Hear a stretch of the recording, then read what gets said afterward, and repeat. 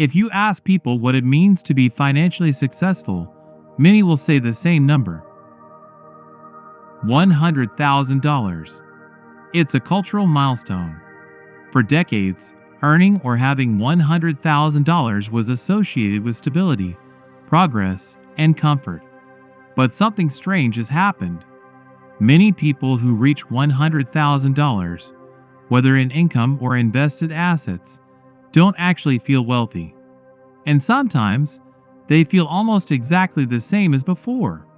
So the question is simple: why doesn't $100,000 feel rich anymore? The answer is not emotional. It's structural. And understanding this is more important than chasing the number itself. Because the economy doesn't measure wealth by what you earn. It measures wealth by what you keep, own, and allow to compound over time. So today, I want to explain the 3 reasons why $100,000 doesn't feel rich, even though it looks like a lot of money on paper. And more importantly, I want you to understand what actually changes when you pass that threshold. The first reason $100,000 doesn't feel rich is something very simple: lifestyle absorption. When income increases, spending tends to follow. Not always immediately, but often quietly. Imagine someone earning $50,000 per year. They are used to living within that constraint. Then they move to $70,000, then $90,000, then $100,000. What usually happens is not a transformation of financial position. It's a gradual upgrade of environment. A slightly better apartment, a newer car, more expensive social experiences, maybe subscription services they never really think about. Individually, none of these decisions feel significant, but together, they absorb the additional income before it has a chance to become long-term wealth. The human brain does not compare lifestyle to the past. It compares lifestyle to social peers. If your friends, colleagues, or social circle are also improving their consumption level, your brain interprets that as normal progress. And the economy is designed to reinforce this behavior. Businesses understand that when income rises, willingness to pay also rises. This is why many people feel financially stuck even after receiving raises. The raise is real, but the economic position did not change. They are running faster just to stay in the same place. The second reason is something much deeper. It is the shift from thinking in prices to thinking in payments. Modern consumer finance encourages this transition. Instead of asking how much something costs, people ask how much it costs per month. This is psychologically dangerous because it disconnects purchasing decisions from total economic impact. A car that costs $35,000 may feel reasonable if the payment is $400 per month. But the real cost is not the payment. It is the long-term commitment. It is the interest paid. It is the insurance increase that follows. It is the maintenance cost of owning a newer vehicle. When people think in monthly payments, expensive decisions become emotionally smaller. But economically, nothing has changed. The total obligation still exists. And every recurring payment is a piece of income that is already spoken for before you even receive it. Think of it like locking portions of your future salary into fixed commitments. The more payments you carry, the less flexible your financial life becomes. And financial fragility increases even if income rises. This is one of the quiet reasons $100,000 does not feel transformative, because a large portion of that income is often pre-allocated. The third reason is the most counterintuitive. It is time, not just income, not just savings, but the relationship between time and compounding. Many people believe they can delay investing until they feel ready. They tell themselves they will start later when they earn more, or when they understand the market better, or when they are more financially stable. But the cost of delay is much larger than most people realize. Consider this simple example. If someone invests $500 per month starting at age 25 and earns an average return of around 8% per year, they can reach six figures in invested assets during their 30s. If the same person waits 10 years before starting, the outcome can be dramatically smaller even if they invest the same amount afterward. Because compounding is not linear. It is exponential. The difference between starting at 25 and starting at 35 is not 10 years of savings. It is 10 years of lost growth on those early contributions. Many people spend time optimizing investment fees to save fractions of a percent. But they lose far more by delaying the start of their investing journey.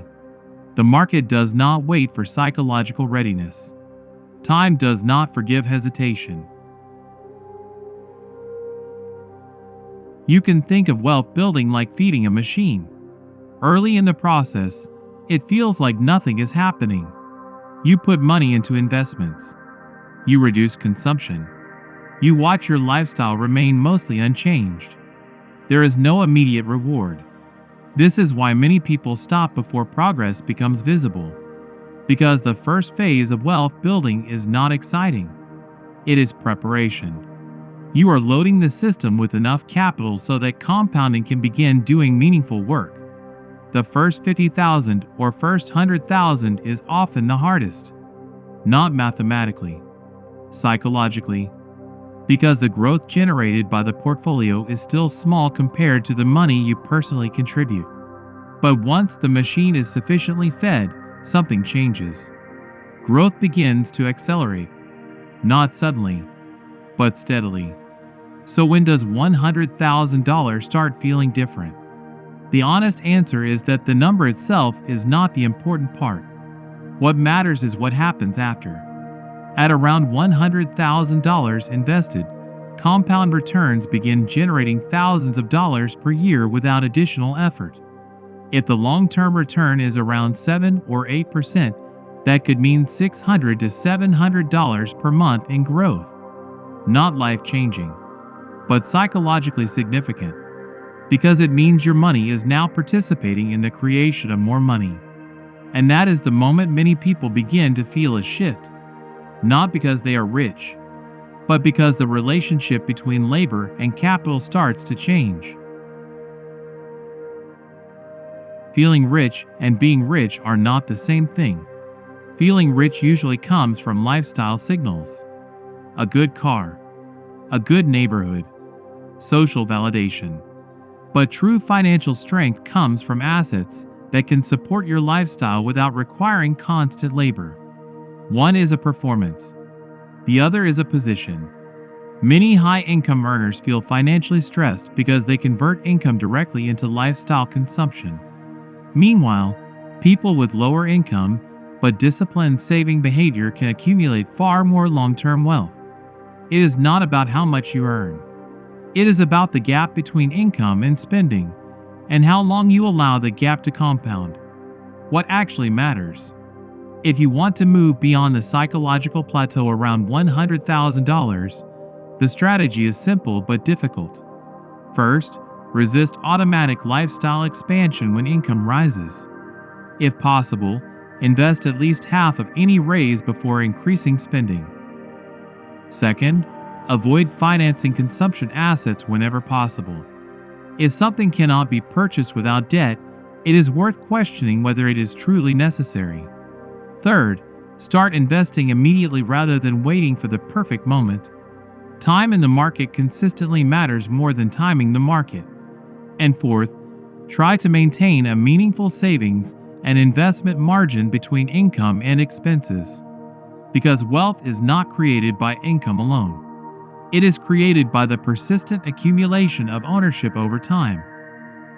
The path to $100,000 is not glamorous. It is repetitive. It requires patience. It requires saying no to short-term comfort in exchange for long-term positioning. But once you cross that threshold, something quietly changes. The machine begins working with you instead of only extracting from you. And the second 100,000 tends to arrive faster than the first. not because the world becomes easier, but because compounding has finally been given enough time to act. The economy is not designed to make early wealth easy, but it does reward those who survive the early phase. And sometimes, financial success is less about extraordinary strategy and more about not quitting before the system starts paying you back. If this video helped you see money differently, subscribe to Capital Explained. This channel is about understanding how wealth actually works beneath the surface. Thanks for watching.